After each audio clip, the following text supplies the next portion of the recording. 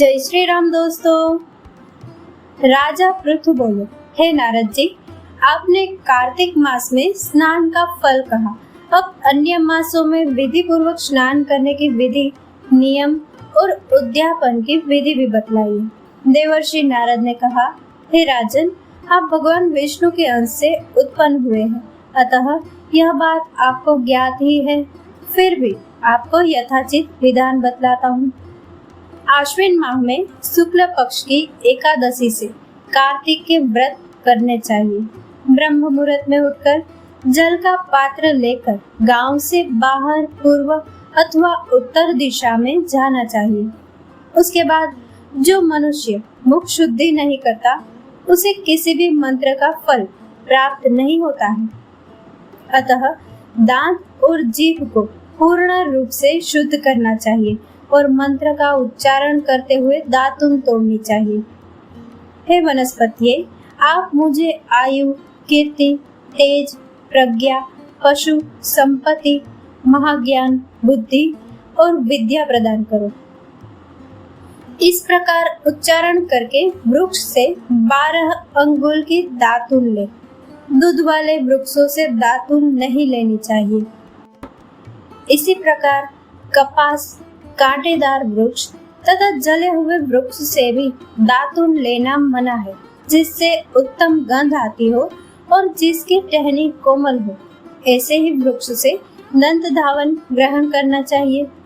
प्रतिपदा, अमावस्या, नवमी, छठी, रविवार को चंद्र तथा सूर्य ग्रहण में दातुन नहीं करनी चाहिए। तत्पश्चात भली भांति स्नान करके फूलमाला, चंदन और पान आदि पूजा की सामग्री लेकर प्रसन्न चित्त व भक्ति पूर्वक शिवालय में जाकर सभी देवी देवताओं की अर्घ्य, आचमनीय आदि वस्तुओं से पृथक पृथक पूजा करके प्रार्थना एवं प्रणाम करना चाहिए। फिर भक्तों के स्वर में स्वर मिलाकर श्री हरि का कीर्तन करना चाहिए।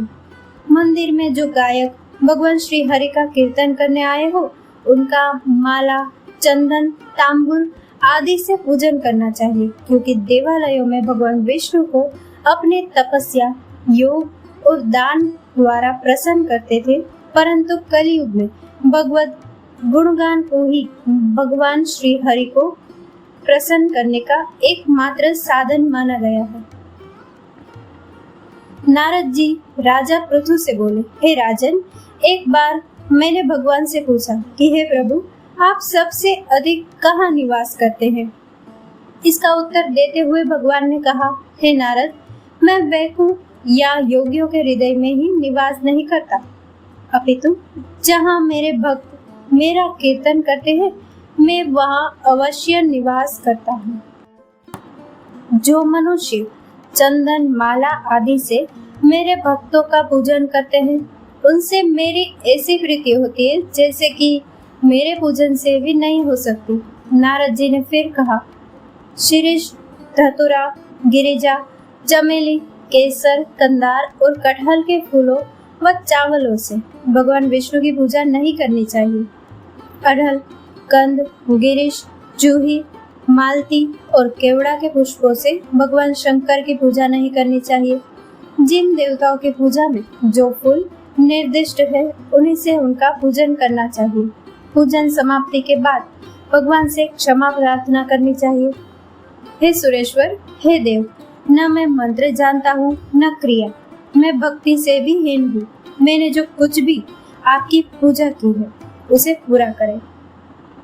ऐसी प्रार्थना करने के पश्चात साष्टांग प्रणाम करके भगवत कीर्तन करना चाहिए, श्री हरि की कथा सुननी चाहिए और प्रसाद ग्रहण करना चाहिए। जो मनुष्य यह विधि के अनुसार कार्तिक व्रत का अनुष्ठान करते हैं, वह जगत के सभी सुखों को भोगते हुए अंत में मुक्ति को प्राप्त करते हैं। यहाँ पर कार्तिक मातम्य के 5वें अध्याय की कथा पूर्ण हुई। दोस्तों, इस कथा को लाइक, शेयर और हमारे चैनल को सब्सक्राइब करना ना भूले। जय श्री राम।